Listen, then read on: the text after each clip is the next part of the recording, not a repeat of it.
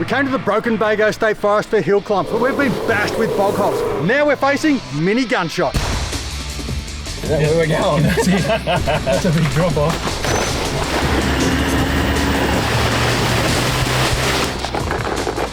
Holy moly. What the hell is that? Whoa! I've come over and I thought, will we make it to Bago Bluff today, or did we bring a knife to a Mini-Gunshot fight?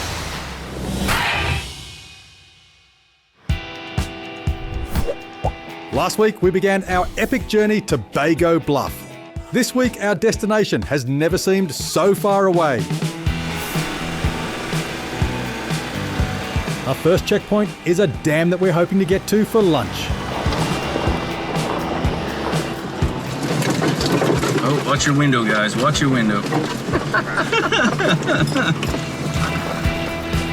This first little climb is pretty straightforward, but because it's so constant, it can be easy to forget where your line was. Tackling new tracks in a Shark is really interesting because you don't know what obstacles you're going to come across. Is there going to be really steep inclines, which the Shark doesn't excel in? But if it's mud and dirt and ruts, Shark loves it. Well, luckily, we have all of the above coming up, courtesy of Broken Bago.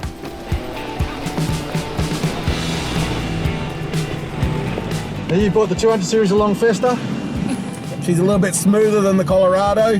And a little bit more power, I'd say. Definitely got more power. This one will pull the skin off a custard. We'll travel along there, nice scenic sort of a drive, and next minute... We hear on the radio, Mini-Gunshot. Mini-Gunshot. So what's a Mini-Gunshot? really cool. Massive big descent. And I'm thinking, all right, brand new car, we finished it 36 hours ago, the wrap hasn't even set in on it yet, and we're about to put it through a Mini-Gunshot. This is going to be interesting. Bago making the descent. Well, I'll put the rear locker on just for a little bit of extra cross-axle traction on the way down. All right, dropping in now. Just feathering those brakes, keep it under control. So far, good traction. Plenty of traction.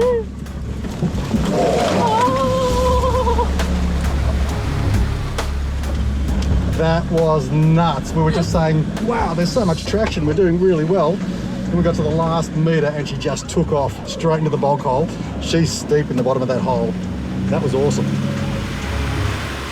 I watched that Iveco go nice and slow and then just, so I knew something was coming. We rolled down. Descending into madness, people. Got to that last section, I actually had a bit more grip, I think, being a third of the weight. The last bit is real steep, isn't it? Whoa! There we go. That was interesting. Got a good reaction out of everybody in cab, they all woo! We got through that one, not too much drama. There was another one just past it.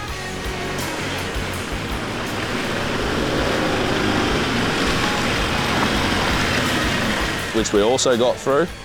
Parked up, waiting for everybody else to come through. Coming into Mini-Gunshot now. We're coming down the arc, and I saw it, and as I'm coming down, I knew that if I didn't give it a little bit of a push at the back, I would probably go stuck. But as I came down, give it some power, and I pushed my way right through. Thanks for that, Tom. I said, thanks for that, Tom. You are very welcome. And right after that, there was another bog hole. 1, 2, 3. I went with my gut. And I made it through. Is that where we're going? That's it. That's a big drop off. Isn't it what? We were hanging off the seatbelts in the Navara.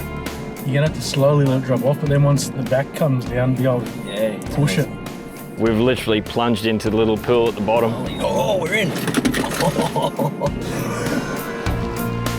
Managed to get through, up out the other side, a little bit of a slippery exit. And the next challenge in front of us was quite a big mud hole.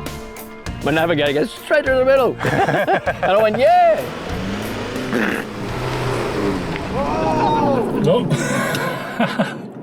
We got a taker.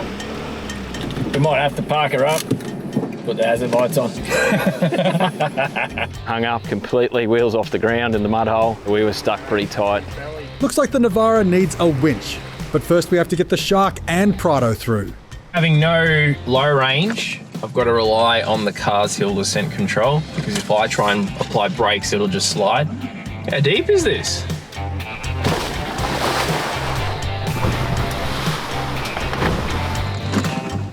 Luckily enough, my Shark has a tow bar, so it protected the rear bumper bar from getting ripped off. Gonna need a little bit more mumbo in that majumbo.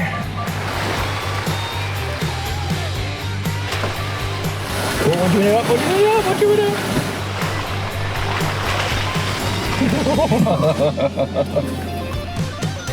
That is a big spot down there. What the hell is that? Yeah.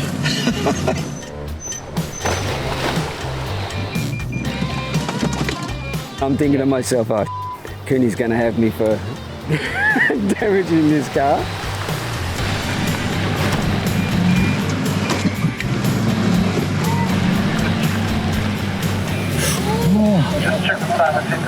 I thought he was coming into a sand.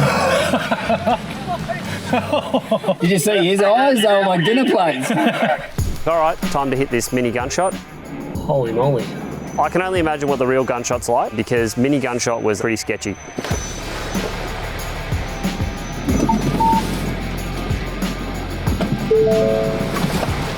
Sure enough, we get down nice and slow, get right down to the bottom, and Yokohama's stuck in the mud. Nothing to do with driver capability, tyres, purely just to do with clearance. Blanket, soft shackle. Awesome. Use the winch on the Renogy ute, soft shackle at the back of the Yoki ute, blanket for safety, pop them right out. First time I got to use the carbon winch, which was great. Winched the car out, no issues whatsoever. Winch in! Renogy, he towed us back out. We had a second go on a different line.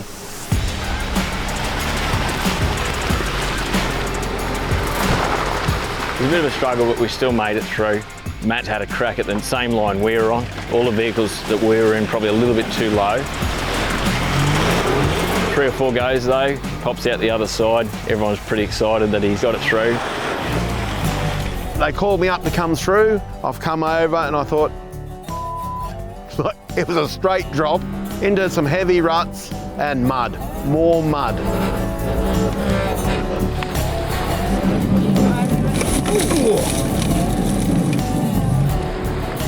So after I did the old bang into the bottom and drove out the hole, I look at the next section, it's another mud hole.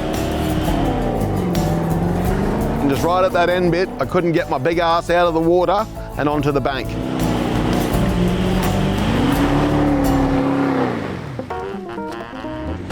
This track is bog hole after bog hole, and ooh, see a nice little step up in front of us.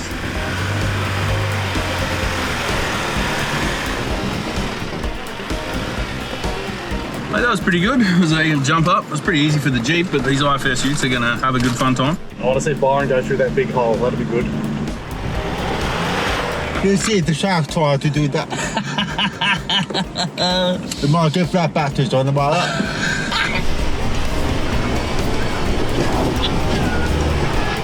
The Shark is stuck. Fish out of water. He needs more battery power.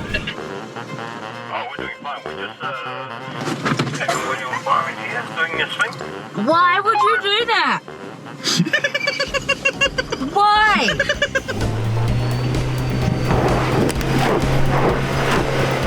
Yeah, he's through. Awesome. Oh, too easy, Mr. Chris. Nice work. That was a good drive. We'll try and do the same. You're going to go the right end line as well? I think so, Oh, yeah. I missed that, right? Easy enough.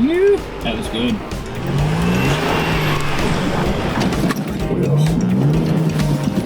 Down. Bit more go pedal next time. Me, I'm going to go the grandma way.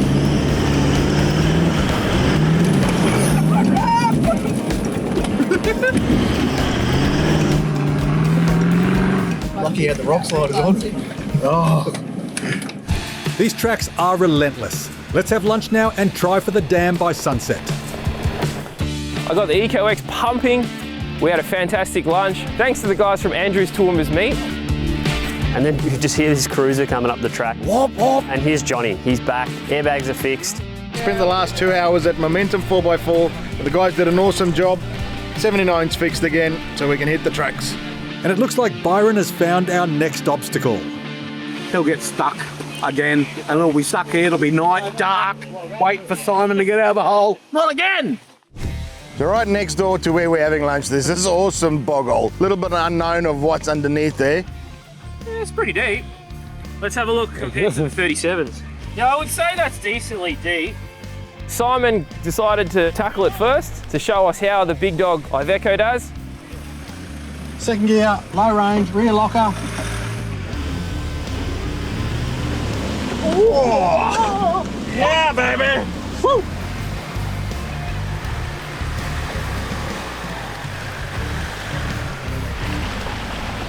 Got through it with ease. I was a bit like, wow, that was pretty deep. His 37s were fully under. But that's all right, I've got a Shark, so let's go. All right, I don't know if we're gonna get through this, but... Do you need extra battery? Byron came through like a rocket ship.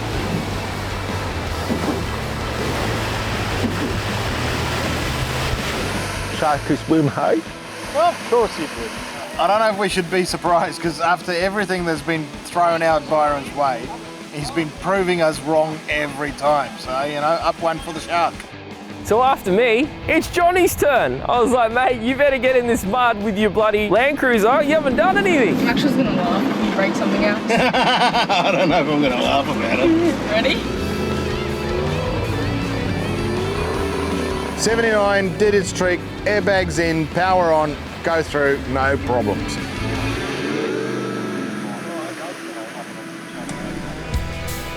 After lunch, we've got a small section to get through. A few ruts here and there, nothing too serious. Ham salad wraps next to the champions, Butcher and Festa. Thanks, guys. Festa's daughters doing an awesome job so far, keeping us all fed and happy.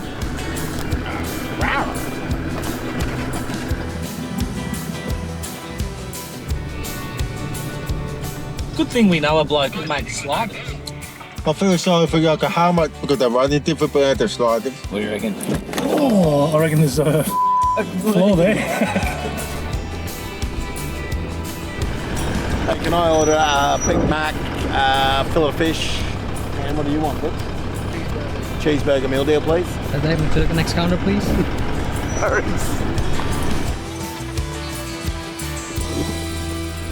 We'll take that right-hand turn, convoy, and then we'll pull up.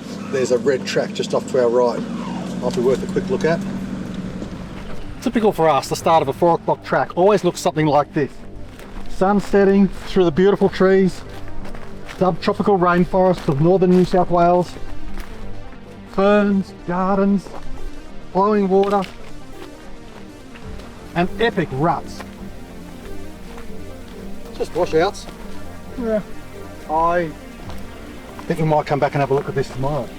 The day's getting a bit late and we don't want to start something that we can't finish. And it's rut after rut. The cracks were bigger than mine. So we continue looking for this dam. We come across this beautiful creek with big logs sticking off each side. Picture the most picturesque creek you've ever seen, and it was just a little bit less than that. It was absolutely beautiful. Nice ruddy little track, few rocks here and there, a couple of logs to get over.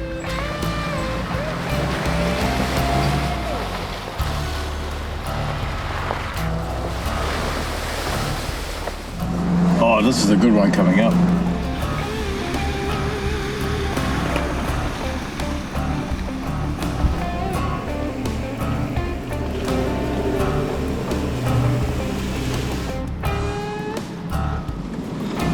Johnny made that look way harder than it was. Yeah, he went like that. Yeah. Big Landcruiser energy. It's a Toyota thing.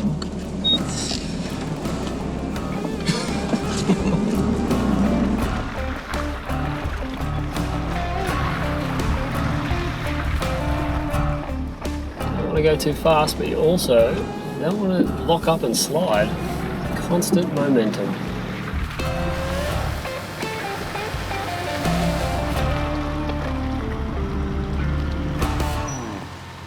While we had decided to leave the red track for tomorrow, the track to the dam still had plenty of action. The Iveco was able to easily crawl through it. The Jeep got a bit twisted up. Now here comes Johnny. Oh, wheels. Oh. Oh, Johnny.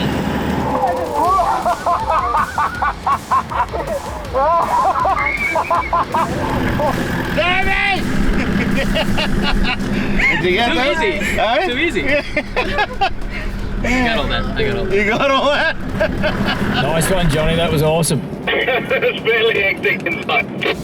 All right, your turn. Yeah, my turn. Tom picked a very different line and did it with ease. There's a lot going on there. Yokohama boys did their best to follow. Oh, is that? Oh. There you go. Got him. You. But Matt from Renergy was ready to put on a show.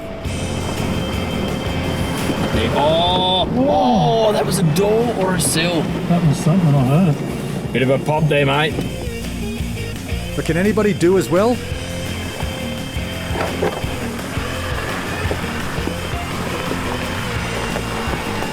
The way that the vehicles were articulating in through the hull, we were all getting a little bit of a wheel lift.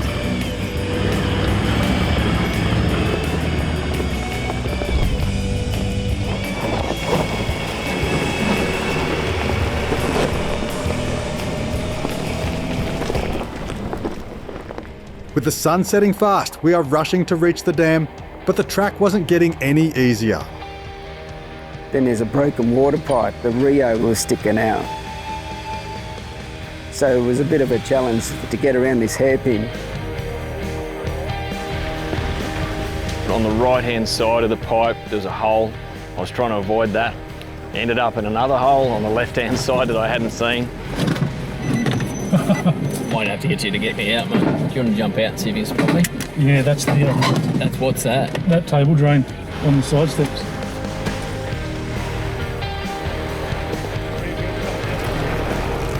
We got through it. It was slow and steady winds away. I know it's not the flashy thing, but I just wanted to get through these obstacles without any damage to the vehicles. All in all, no major hassles. We got through and headed on up. A few minutes later, we started noticing some really rocky outposts on our left. Sure enough, here we are, we jump out.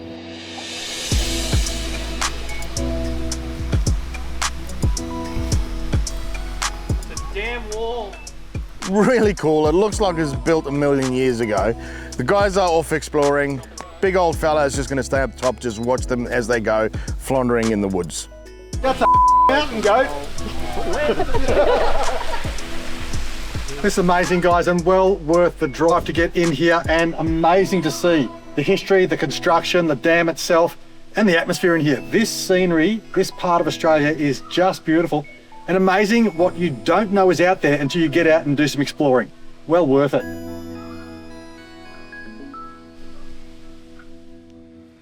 By this time, it was dark, we're starving, and a man's got to eat. And the convoy was on his way back to camp. We saw 5 drivers on the way back through the creek. Could have been on the way back.